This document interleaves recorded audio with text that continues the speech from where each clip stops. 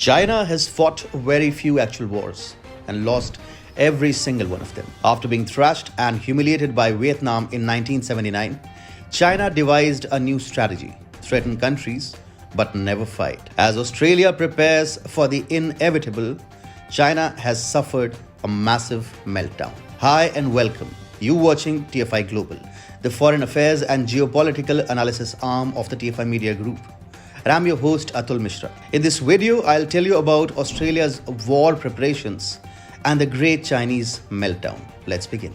China and Australia are locked in what can truly be described as a historic conflict. The Sino-Australia tussle started with the Australian PM Scott Morrison criticizing China's pathetic pandemic response. Things soon escalated into a bitter trade war with China, looking to punish Australia. Yet Beijing's actions left the Chinese supply chains jeopardized rather than punishing Australia. Now things are moving to the next level as China trembles in fear of Australia's devastating military might. Realizing the threats posed by an expansionist and belligerent China, Australia has been looking to modernize its military forces with a massive spike in its defense budget. Canberra is spending big on all important assets, including long-range missiles and navy vessels.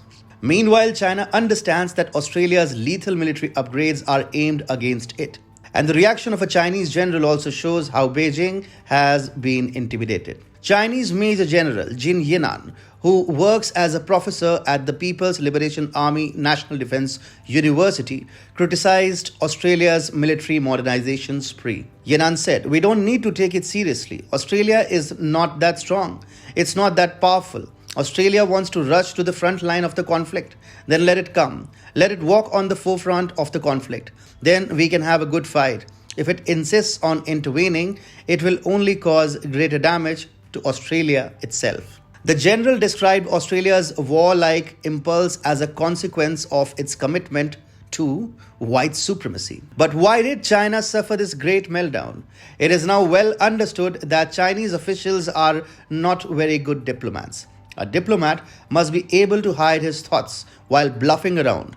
But Chinese officials and generals end up giving definite hints.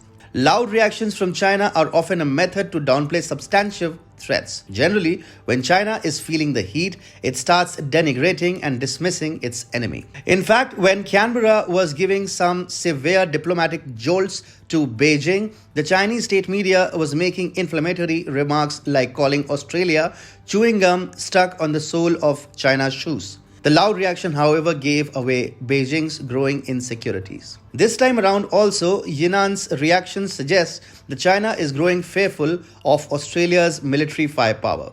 In fact, the Chinese general made the dramatic remarks in response to Australian Defence Minister Peter Dutton's observations about the island nation of Taiwan. On the question of Chinese aggression against Taiwan, Dutton said, "I don't think it should be discounted. I think China has been very clear about the reunification and that's been a long-held objective of theirs. And if you look at any of the rhetoric that is coming out of China from spokesmen, particularly in recent weeks and months in response to different suggestions that have been made, they have been very clear about that goal." The defense minister added, "I think people need to be realistic about the activity.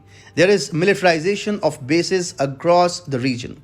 Obviously, there's a significant amount of activity and there is an animosity between Taiwan and China. For us, we want to make sure we continue to be a good neighbor in the region, that we work with our partners and with our allies, and nobody wants to see conflict between China and Taiwan or anywhere else." The official Chinese response to Dutton's remarks was a standard reiteration of the One China principle. Chinese Foreign Ministry spokesman Wang Wenbin said, "It is hoped that the Australian side will fully recognize the Taiwan question is highly sensitive, abide by the One China principle, be prudent in its words and deeds, avoid sending any wrong signals to the Taiwan independence separatist forces." But the reaction from Major General Jin Yinan was, of course, a bit too loud.